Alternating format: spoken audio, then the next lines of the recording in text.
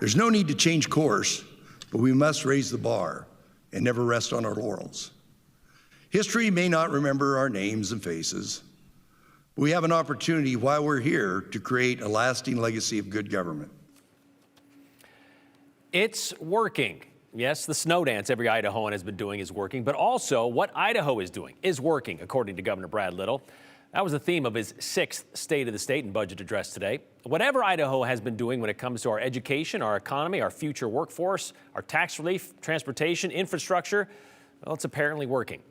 And to talk about the bookends of that list, that'd be the education and infrastructure, a couple of other things in between, of course. Let's bring in Joe Paris and Andrew Bartline, who both, well, were there with a front row account of the speech and, of course, the response to it. So let's start with you, Joe, because the governor announced he wants to dedicate $2 billion to bring schools, Idaho schools, up to date. Oh, yeah. And this is something that we've talked about at length. And here we're talking about the buildings and really the campuses across Idaho that really need to be shored up. There are buildings across the state, education buildings, that are literally falling apart. And over the last several years, lawmakers have worked into addressing it. So paying for the buildings and the maintenance, this is the big investment part, but it also knocks down the idea of having to run bonds and levies every single year so that they can pay for these infrastructure changes across Idaho communities, meaning that with the investment, you can actually also cut down on property taxes if you don't need those bonds and levies. But it's a big idea. How do GOP leaders feel about it? Well, looking back to at least last year, there's some important context for House Republicans. House Speaker Mike Moyle had this reaction to the big pitch from the governor. House Bill 292, the one he vetoed last year, that's what we started. My concern is that under House Bill 292 model, we took care of the existing bonds, we took care of the supplementals before we allow them to go bond for buildings. I haven't seen the details in his bill to know what he's doing though, so I can't comment on that till we see, because it's really easy to say we're going to have $2 billion to do something, but are we putting more of our general fund or our sales tax revenues at risk? I just don't know without seeing the detail there. So we agree on the concept of helping build the buildings, but again, the devil's always in the detail, and we don't want to put ourselves in a position where we can't take care of all those other essential government services.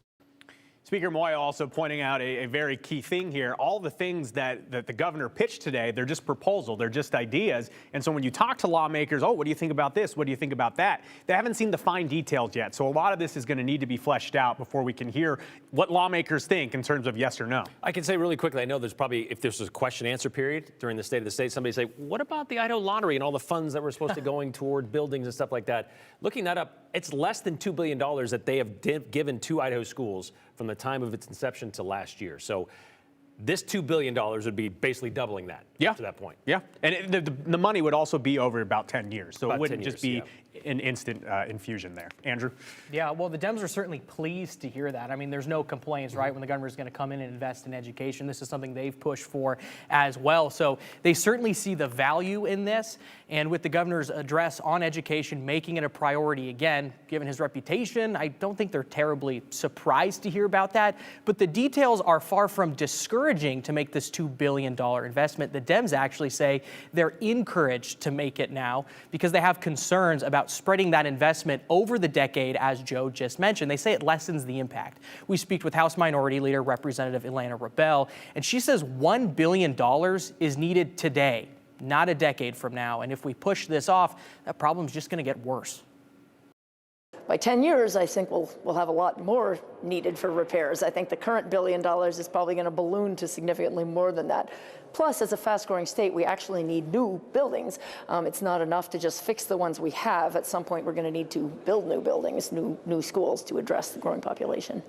So certainly no complaints about the investment. They would like to see it more immediate, and half of that over the 10 years, well, they want it today. Yeah, up to that point, as I mentioned, since 1990 to 2023, the Idaho lottery's kicked in $2 billion, or just shy of that up to that point. Okay, so speaking of education, Governor Little mentioned in his State of the State speech today and in a tweet last week that Idaho went from the bottom 10 nationally to the top 10 for starting teacher pay, plus increased pay for teachers at all levels. Well, the governor's office said they got that data from the National Education Association because we wanted to confirm that. But the problem is we couldn't quite confirm that claim that Idaho went from the bottom 10 to the top 10 in starting teacher salaries because the NEA, the National Education Association, the data that they include on their website only includes up to the 2021-22 school year.